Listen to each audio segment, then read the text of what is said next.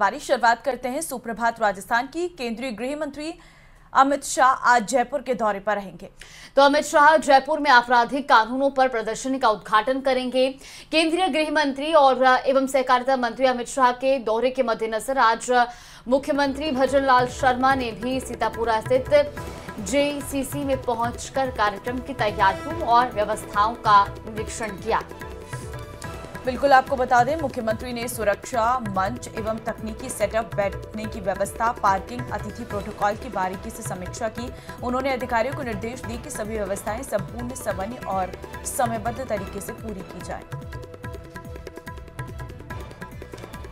तो आज 3 नए कानूनों पर आयोजित प्रदर्शनी का उद्घाटन किया जाएगा और इसी के मद्देनजर आज केंद्रीय गृह मंत्री अमित शाह भी जयपुर दौरे पर रहेंगे।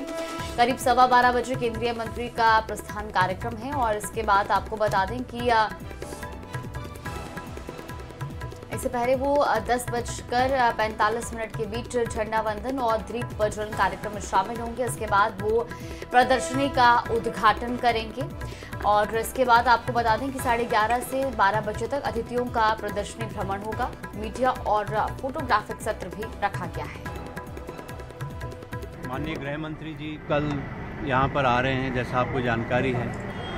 मुख्यमंत्री जी अभी पूरी व्यवस्थाओं का जायज़ा लेने के लिए आए थे और सभी चीज़ों को बारीकी से देखा गया है।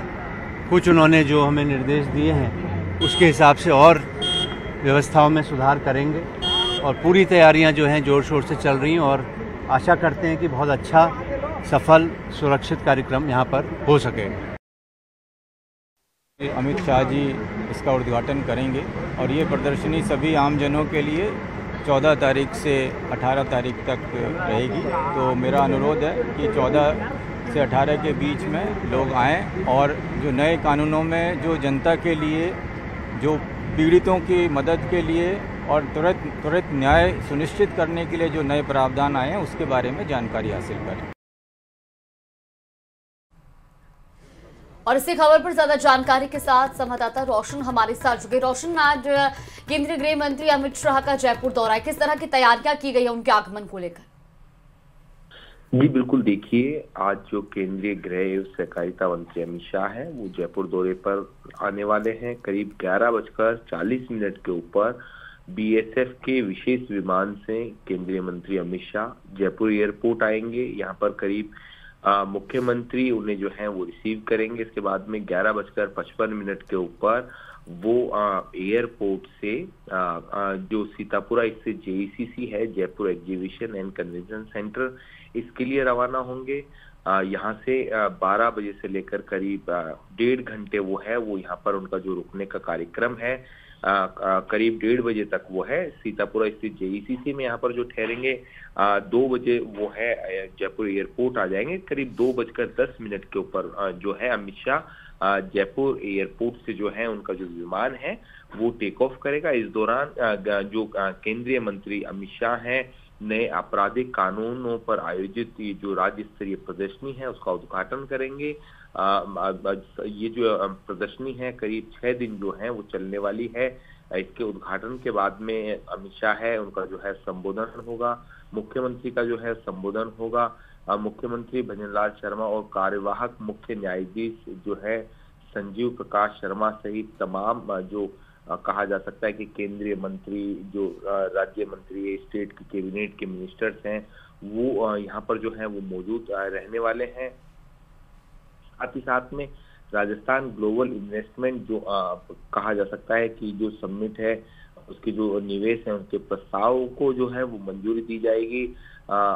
इसमें कई लाख करोड़ रुपए के जो कार्य है उनकी भी जो है वो प्रदेशवासियों को जो है वो सौगात दी जाएगी, चाहे दूध सब्सिडी हो या फिर कहा जा सकता है कि जो पीएम जो सूर्य घर जो बिजली योजना के तहत 150 यूनिट मुफ्त बिजली योजना का जो रजिस्ट्रेशन है उसका शुभारंभ किया जाएगा।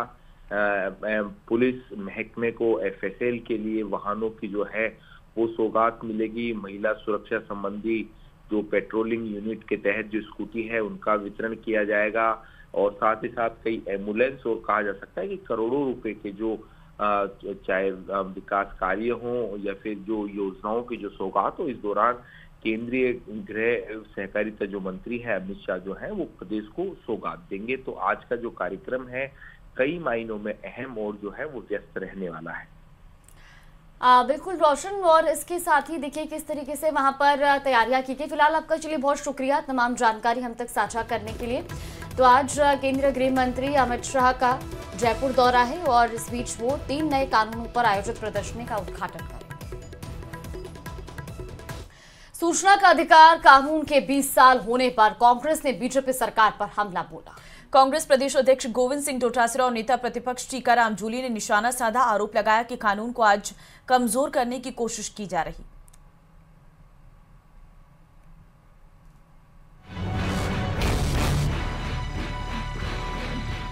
बीजेपी पर हमला, सरकार पर तंज, कानून व्यवस्था पर उठाए सवाल, मदन राठौड़ पर डोटासरा प्रहार।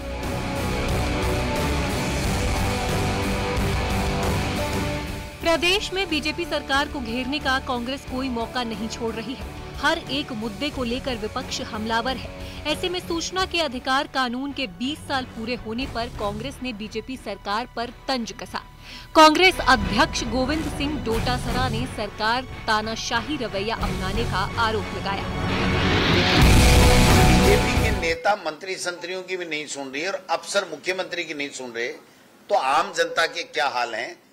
इसलिए आप देख सकते हैं कि अभी हमारा संगठन सर्जन अभियान चल रहा है।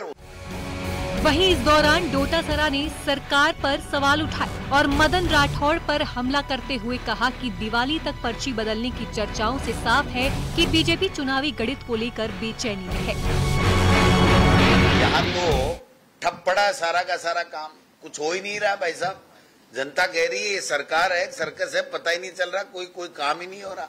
और हम नहीं कह रहे, आम जनता नहीं कह रही, बीजेपी के नेता और कार्यकर्ता कह रहे हैं। वहीं नेता प्रतिपक्ष टीकाराम जूली ने भी बीजेपी पर आरटीआई की उपयोगिता कम करने का आरोप लगाया। चुटकी लेते हुए कहा, और साफ था किसने कब किसको निगला, और वहाँ पे तो दिक्कत ये हो गई कि भाई ये तो मामला ही जो है बढ़ता जा रहा है, क्योंकि एक पर्सनल प्रोग्राम था, इसलिए फिर भी उसको हसीनुमा माहौल के अंदर सब लोगों ने उसको समाप्त किया। जबकि कांग्रेस ने बीजेपी पर आरटीआई कानून की आत्मा को कमजोर करने का आरोप लगाया और सरकार के सामने अपनी मांगे रखी। 2019 में संशोधन को निरस्त कर आयोग की स्वतंत्रता बहाल की जाए। डीपीडीपी अधिनियम की उन धाराओं में संशोधन किए जाए जो आरटीआई के जनहित उद्देश्य को कमजोर करती है। विसल ब्लोअर प्रोटेक्शन अधिनियम को पूर्ण रूप से लागू किया जाए। आयोग के लिए कार्य निष्पादन मानक तय किए जाए। पत्रकारों, कार्यकर्ताओं, शिक्षाविदों और महिला प्रतिनिधियों को शामिल करें। कांग्रेस ने इस मौके पर साफ संदेश दिया कि आरटीआई कानून की रक्षा और सशक्तिकरण उनकी प्राथमिकता है, जिससे हर नागरिक निडर होकर सवाल पूछ सके। Bureau report, news 18 Rajasthan.